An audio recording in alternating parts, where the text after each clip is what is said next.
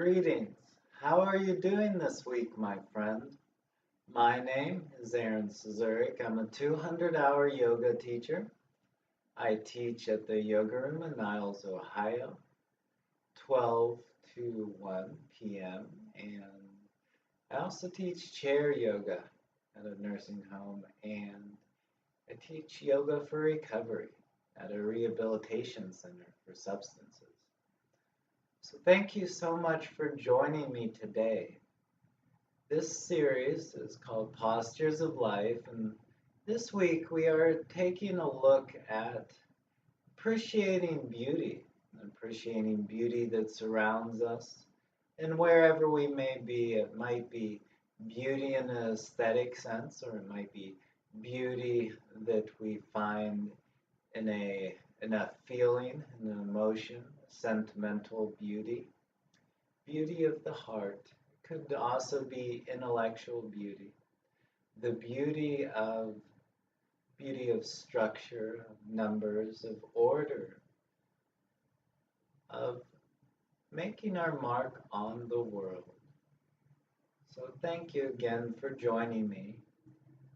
Now, I would like to explain a little bit about the posture that we will be going into, as well as what I feel brings kind of like a connection, I would say, to that feeling of beauty, that feeling of being open to observing and appreciating that beauty. So the posture is known as supine twist. And basically, what it allows us to do is release any tension that we find in the lower to mid back by helping us kind of like work out the kinks by alternating the directions we turn our torso and our lower body. It just kind of allows the spine to move in a much different way than it is normally accustomed to, because it's always accustomed to being straight, maybe forward, kind of like in a normal dimension for a spine, a normal placement for the spine and the vertebrae, I would say. Yes, that's probably the best way to put it. But in the supine twist, well, the vertebrae move in different directions, allowing them to relax any tension that comes from them being rigid and on top of each other, compressed to each other. It allows that tension hopefully to alleviate itself when it's moving back and forth in alternating directions. And how does this allow us to appreciate beauty in a fuller sense around us? Well, I would say from my experience that relief in the body, relief from pain, helps to alleviate mental suffering. And once mental suffering is alleviated, well, then your eyes can be open to appreciate the beauty that's around you, to appreciate the very experience of living. And it also helps us change our perspective by moving in these opposing directions, by placing ourselves in a posture that we don't normally experience throughout the day. There's a lot to be said about just changing the placement of our body parts and pieces, and how that alters the consciousness of the mind and our perception, our awareness.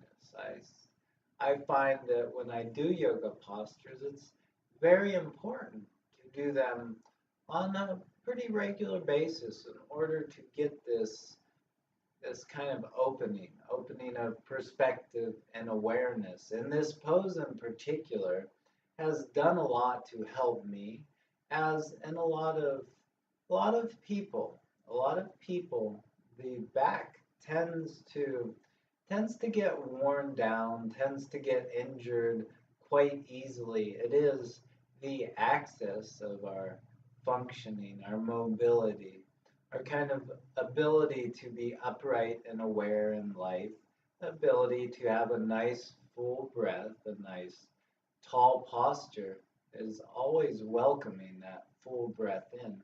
So when we find that we have problems in our back, we tend to slump forward and kind of compress the breathing cavity. And of course, that shallow breath, it has different negative effects on our ability to function happily and healthily in life.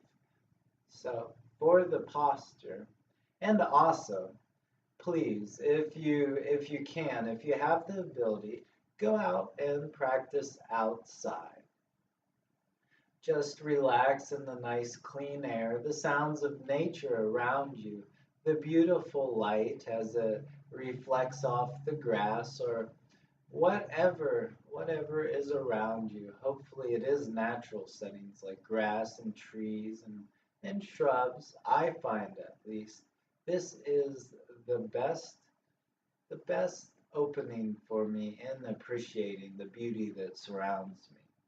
It could be man-made structures too. There is beauty everywhere. It's just about our ability to see that beauty and appreciate that beauty. That is the gateway. Appreciation. Appreciation for the good that this situation, this environment brings into our lives and seeing what that reason is, what that good is, opening our mind and our perspective to it. Supine twist is performed by moving into a reclining position. Put both soles of the feet on the mat near one of the short edges like so, and I just recline back onto my back, gazing up at the ceiling. You might take some full breaths here, enjoying the pose, enjoying the grounded feeling that you get from just being connected in so many places with this reclining posture, this relaxing posture. And then when you are ready, go ahead and bend those knees once again, soles of the feet to the mat, and then go ahead and point the arms out from the body in opposing directions, or they could be bent at the elbow. Either is acceptable, and it helps stabilize us as we twist. But sometimes we have narrow spaces to deal with, and bending the arms like so in like cactus position can be helpful for us to move forward with the pose. And next what we'll do, and I like to do this at the same time. I find that it gives me kind of an immediate relief from the back. It really alleviates the tension when I move both these kind of polar parts of my body at the same time in opposing directions. So I will go ahead and drop my head and my gaze to the right and my legs to the left at the same time.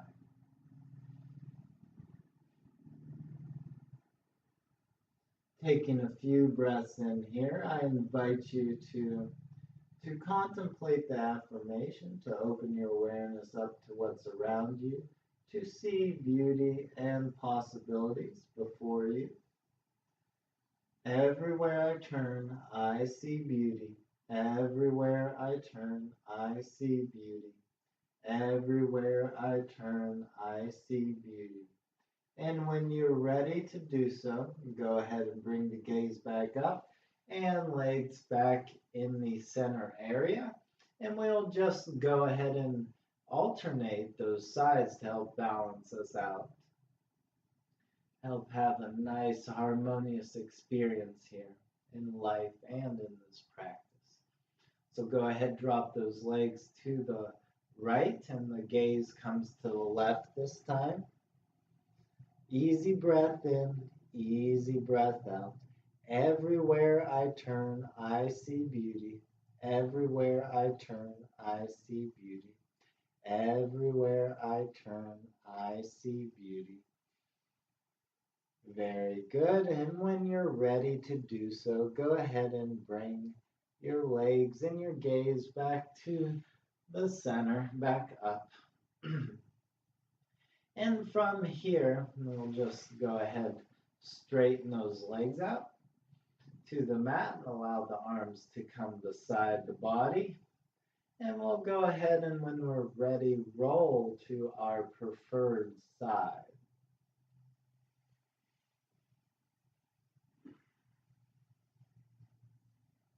And then once we are comfortable doing so, using the opposite arm of that side we rolled onto and pushing our torso up and supporting ourselves with that other arm and maybe turning around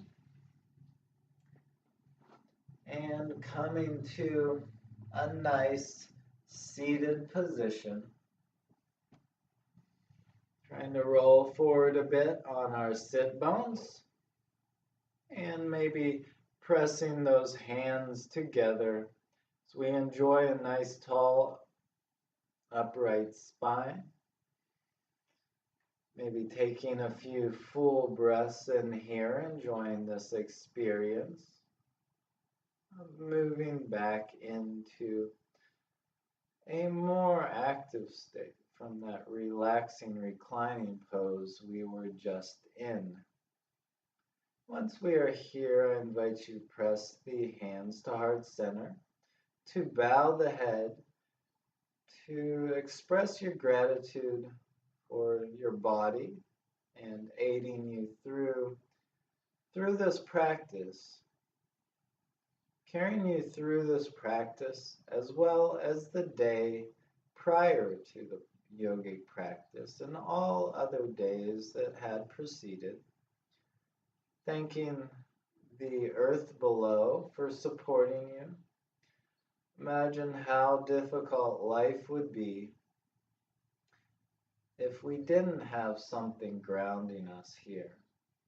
We didn't have something to give us structure and support to walk upon, to build upon all these structures that are within our civilization. Easy breath in, easy breath out. And that is the third thing I invite you to be thankful and grateful for. That vital breath, the linchpin of our existence. In so many ways, when we are born, we experience the breath with an inhale. And when we pass away from this physical plane, we exhale. We are given the life again and again when we breathe in, and then we are allowed to connect with the intelligence, the greatness of the beyond. When we exhale, we are given relief and relaxation from the things within the physical realm that can become very tedious and very exhausting. We don't have this great boon, this great gift of rest and relaxation. And I also invite you to say a word that means my inner light, honors your inner light. That word would be namaste. And I invite you to say this right now. Namaste. Thank you so much, my friend. Thank you for being here today, for participating in this practice. I hope that you've gained some relief, some relaxation. Perhaps your back was aggravating you today, so maybe this gave you great relief and aggravation. And I hope whatever it is, it was a positive experience, that you've learned something about yourself and perhaps the world around you, appreciating the beauty that's all around us.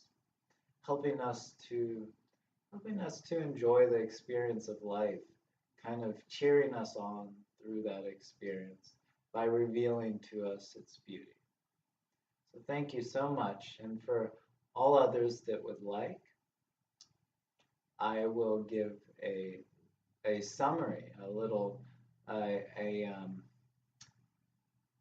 kind of collection, a little experience, not too long, not as long as in the videos that they were introduced in, but a synopsis of all other postures that were included in the Postures of Life series thus far. So if you would like to, please stick around for that. And if you must be on your way, thank you again so much for being here. And I hope that we meet once again, whether it be here through cyberspace, through the internet, or perhaps in the physical world. Perhaps we will experience a class together, or maybe just a greeting. Whatever it is, it would be such a joy. Thank you. Thank you, my friend. You have a great day. For all others, let's embark upon the experience, the Postures of Life sequence, I guess you could call it. So firstly, what we'll go ahead and do is move into Balasana, or Child's Pose. It's always a nice, relaxing pose to start out a sequence with. And it's a really safe pose to rest in if you ever become agitated, physically or mentally. Of course, if you do have knee troubles, you might want to stay on that kind of all fours position more than recline fully in Balasana. But take it to your own degree. Be kind to yourself. Be aware of your body and what it needs, what it can and it can't do today. All right. Thank you so much, my friend. Let's go ahead and move into Balasana. So projecting the arms before us like so, and then placing the palms on the ground. And then moving up into an all fours position. If you did have troubles in your knees, you could just kind of come down and rest like so. This would be plenty for the pose. If you do not, you can go ahead and connect those toes behind you. Recline backwards, sitting on the heels. And then stretch the arms out before you, if comfortable, for your shoulders. Or if you have tight shoulders today, uncomfortable shoulders, you can always bring the arms beside you. Lastly, guiding the forehead to the ground. Easy breath in, easy breath out. I offer the affirmation here. I rest in trust and patience. I rest in trust and patience. I rest in trust and patience. Very good. When you're ready to do so, I invite you to come back to that all fours position. From here, we will go ahead and move into cat and cow. So oftentimes I do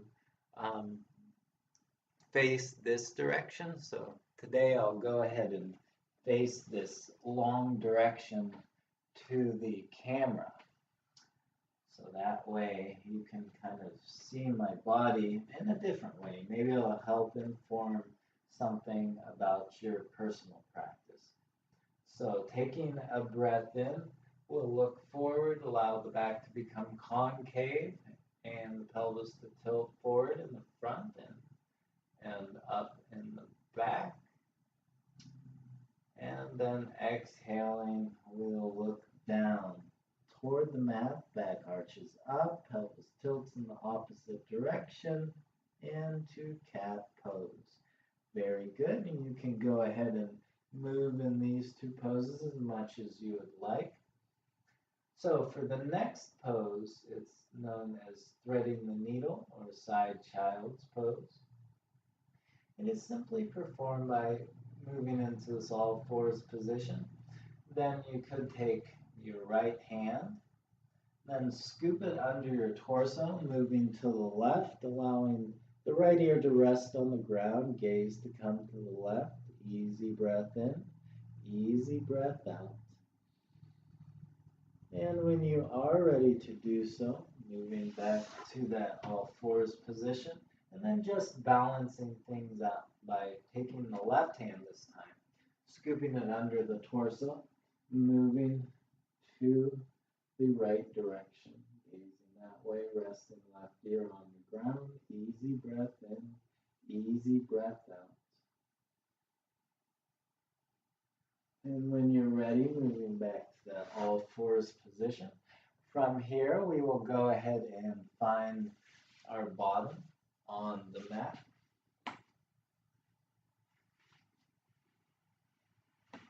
Having the legs stretched out before us like so.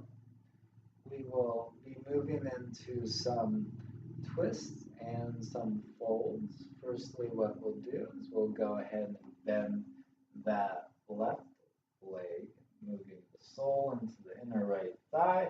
We'll breathe the arms up, framing the head, and as we exhale, we'll twist to the left, bringing the right hand to that left knee and left arm behind us. Here I offer the affirmation, I leave my past behind me. I leave my past behind me. I leave my past behind me. And when you're ready to do so, go ahead and untwist, moving forward towards that outstretched leg. And we'll move into a fold by breathing the arms up, framing the head, and then exhaling, folding over that outstretched leg, hinging at the hips. Doing our best to maintain a nice straight back here. Easy breath in, easy breath out. I move into the present. I move into the present. I move into the present. Very good. When we're ready to do so, moving up to that nice straight back. And upright, I should say, seated back. We'll go ahead and straighten both legs out before us. And then we'll bend that right leg, moving that sole into the inner left thigh this time. We'll go ahead and breathe the arms up, framing the head. As we exhale, we'll twist to our right. We'll allow the arms to come down in that twist. Easy breath in, easy breath out. I leave the past behind me. I leave the past behind me. I leave the past behind me. Very good. When you're ready to do so, untwisting and moving back forward, we'll go ahead and move into that fold. So breathing the arms up, framing the head, and then exhaling, folding forward, hinging at the hips, trying to maintain a nice straight back, coming down to our own degree. Easy breath in, easy breath out. I move into the present. I move into the present. I move into the present. Very good. And when you're ready to do so, moving up to a nice straight upright back in seated position. Both legs come out straight before us. From here, we'll go ahead and move into a full forward fold. So breathe those arms up like before. And then we'll exhale, folding forward, hinging at the hips. Hands come down to wherever they come down, trying to maintain a nice flat back here, as much as we are able to do. Easy breath in, easy breath out. I move into the present with trust and patience. I move into the present with trust and patience. I move into the present with trust and patience. Very good. When you're ready to do so, moving up to a nice straight upright seated back. And from here, we'll move into butterfly position. So we'll draw both legs in towards our groin, bending out those knees, and then pressing the soles of the feet together near the groin area. If you do wish to deepen the pose, you can push kind of forward with your hands from the back, pushing that bottom forward, scooting the hip a little then clasping those feet with the hands. Easy breath in, easy breath out. Here I offer the affirmation. My soul is as gentle as a butterfly. My soul is as gentle as a butterfly. My soul is as gentle as a butterfly. Very good. When you're ready to do so, you can move out of this pose, allowing the knees to come together, maybe assisting them by pushing them together with the arms. And then we'll move up to a standing position. So pushing off with our hands and arms from the back and moving into a squat. And then gradually straightening the legs, leading with the bottom. And then raising up vertebrae by vertebrae, nice and easy. And once we are here, I like to check the balance by rocking back and forth on the feet just a little bit, heel to toe, and then maybe calming down after a fashion to feel the balance settle between those heels and toes at the mid arches. Find this is the best place for your weight to be supported by the feet. It alleviates a lot of feet pain, as in my life. And maybe it will in your life too, if you introduce it as a practice. So the first pose that I introduce here in standing is Warrior One. I'll go ahead and keep the camera down toward my feet. That way you see how they're positioned. And then I will go ahead and move it up so you can see how my upper body is positioned. So firstly, I take one foot with the short edge of the mat, usually starting with the right, then moving the other back a bit.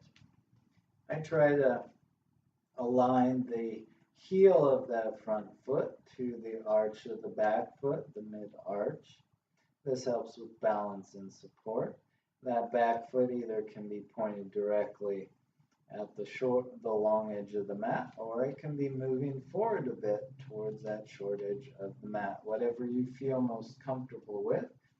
Then I bend that front knee over ankle to help safeguard the knee joint. I place the hands on the hips. I guide the right hip back slightly, and then the left one forward slightly. Well, I guess their sides is all one kind of structure. Easy breath in, easy breath out. And then what I do, if you like to proceed without seeing what is actually happening, you can move those arms up, framing the head, similarly to how we have done before. This is full Warrior One pose. So I will go ahead and just take a moment to adjust the camera right now.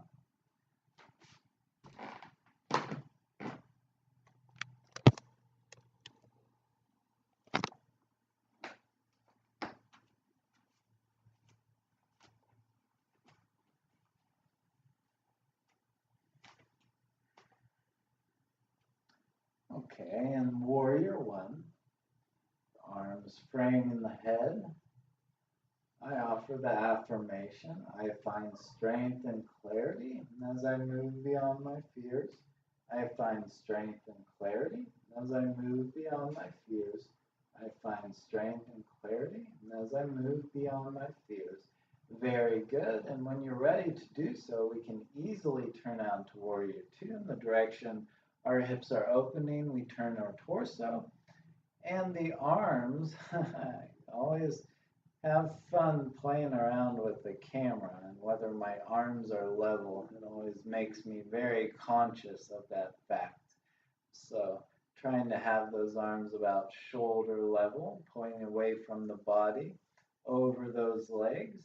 You could raise the palms up And then raise them down to help open the airways a little bit more, rolling the shoulders down the back. And if comfortable for you and your neck, gazing over that front middle finger. Easy breath in, easy breath out. I find strength and clarity as I move beyond my fears. I find strength and clarity as I move beyond my fears. Very good. When you're ready to do so, relaxing the arms down, hands come to the hips once again. From here, we'll just alternate sides so that front foot turns, maybe pointing 90 degrees to the long edge of the mat, and the left foot, or whatever the front foot was for you before, turns around so that is now pointing forward and kind of gazing or guiding the direction of your body. So bending that front knee, knee over ankle, protecting that joint, checking to see if our heels aligned with our mid-arch here, guiding the left hip back, the right hip forward this time, and breathing those arms up once again into full warrior one pose. Easy breath in, easy breath out. I find strength and clarity as I move beyond my fears. I find strength and clarity as I move beyond my fears. I find strength and clarity as I move beyond my fears. Very good. And when we are ready to do so, go ahead and turn out to warrior two, the direction your hips are opening. Allow the arms to come down level. Yes, level. There we go. Over those legs, pointing directly away from the body, about shoulder level. And maybe turning palms up, turning them down to help expand the airways. Easy breath in, easy breath out. Maybe directing our gaze over that front middle finger. Comfortable for us in our neck. I find strength and clarity as I move beyond my fears. I find strength and clarity as I move beyond my fears. Very good. Then relaxing the hands down to the hips, allowing the front leg to become straight, maybe turning both feet so that they point to the long edge of the mat, and just relaxing ourselves forward as we fold about halfway. And then once about halfway, bending those knees and relaxing the arms down so the palms press the ground and maybe support us as we do move our feet closer together. And we come to a squat and a seat. Let me go ahead and adjust the camera once again.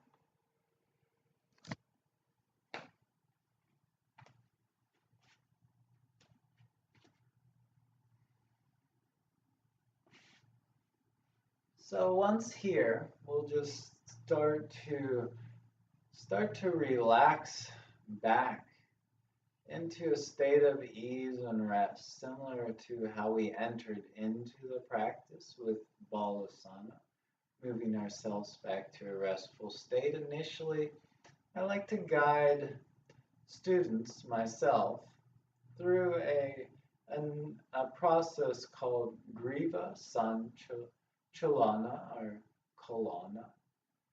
It's basically a series of neck movements, 4 different neck movements. The first movement is just to draw the chin toward the chest and to raise the gaze up. You could even utilize the breath, starting with at the chest and then inhaling as you raise your gaze up and exhaling as you lower it down.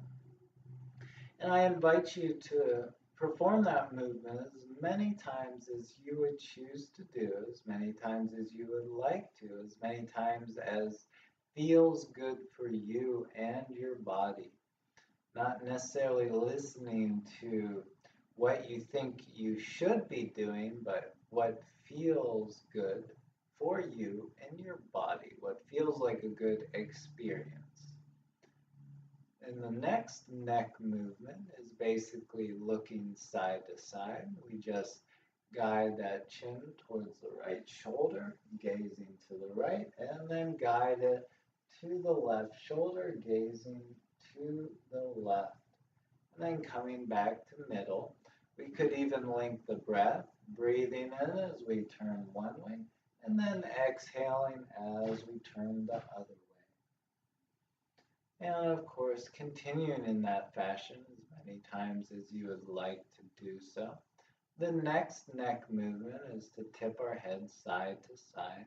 So drawing the right ear near the right shoulder, then moving through to middle and left ear near left shoulder, and then coming to middle. Of course, you can link the breath too, breathing in as you move one way, and then exhaling as you move the other way. And returning to middle whenever you're done. And for the last neck movement, it is rotation, rotating our head around our neck. So dropping that chin to the chest once again. We would rotate to the left and to the ceiling, to the right, and then down to the chest once again. Then we would rotate. Once you're done in the direction that moves left first, once you feel you have enough rotations there, you can begin rotating to the right and then up and then left and down. And continuing in that fashion as many times as you would like to. You can even link the breath by breathing in as you move up in the circle and then exhaling as you move back down in the circle. So once we have done the neck movements, then we begin the reclining postures to more fully prepare for that last resting pose in our practice that I will bring to you next week. So we place those soles on the feet on the mat, knees pointing upward, and just recline our torso back onto the mat. The first pose I like to introduce in the reclining posture is this little boat pose, or Pavana Muktanasana. So we will first go ahead and just rest here, a few breaths perhaps. And then once we are ready to move into the posture, we'll guide those knees toward the chest and then wrap those arms around those knees, feeling comfortable for us to do so. And then we can always add some motion to this by maybe rolling or rocking in circles on our kind of mid to lower back, kind of rotating the legs around in one direction, and then when ready, rotating them in the other direction. We could just rock the legs back and forth, massaging that lower and mid back. And then once done with the motion, I invite you to come to stillness. Easy breath in, easy breath out. And I offer the affirmation, I embrace myself with compassion. I embrace myself with compassion. I embrace myself with compassion. When we're ready to do so, allowing the feet to come to the mat, and arms can be by the sides. First, we'll go ahead and move into reclining pigeon pose. So we'll move the left ankle onto that right knee. Guide the left hand and arm through the space created between the legs. Maybe the legs move forward a bit. And then We place that left hand on the shin and the right hand on the left hand. Easy breath in, easy breath out. And when we're ready to do so, we'll go ahead and release the right sole onto the mat, and arms can be pointed away from the body here or bent at the elbow, away from the head in like a cactus position. We'll move into the pose for this week, supine twist from here. So head moves to the left, the gaze moves to the left, and the legs drop to the right. Everywhere I turn, I see beauty. Everywhere I turn, I see beauty. Everywhere I turn, I see beauty. Very good. And as we're ready to do so, we move those legs and the gaze back to center. Both soles of the feet come to the mat. And we'll move into reclining pigeon on this side. So moving that right ankle over top the left knee. We'll reach the right hand and arm through the space created between the legs, placing the hand on that left shin, the right hand on the left shin, and left hand on the right hand. Easy breath in, easy breath out. And when we are ready to do so, we will allow the left sole to come back to the mat.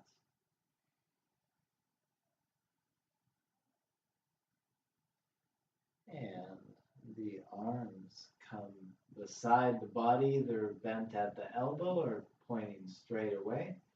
And we'll just drop those legs to the left as the gaze turns to the right. Easy breath in, easy breath out. Everywhere I turn, I see beauty. Everywhere I turn, I see beauty. Everywhere I turn, I see beauty.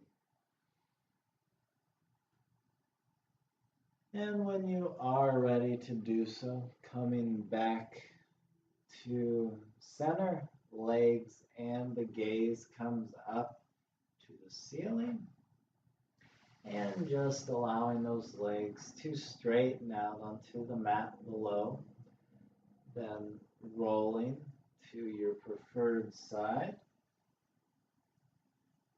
And pushing up with the hand opposite to that side, then supporting yourself with the same arm and hand.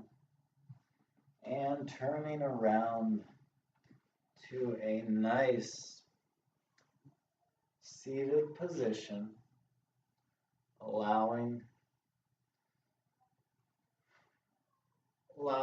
your sit bones to roll forward, your spine to be nice, tall, and upright and straight, pressing those hands to heart center, bowing the head. I invite you to say that word, that special word, the word that announces my inner light, honors your inner light. Namaste. Thank you so much for practicing with me today, for being here on Postures of Life. And I invite you to continue to enjoy the beauty around you today with openness and appreciation. Have a beautiful day, my friend. And I do hope to see you back next week. It's always such a joy. God bless.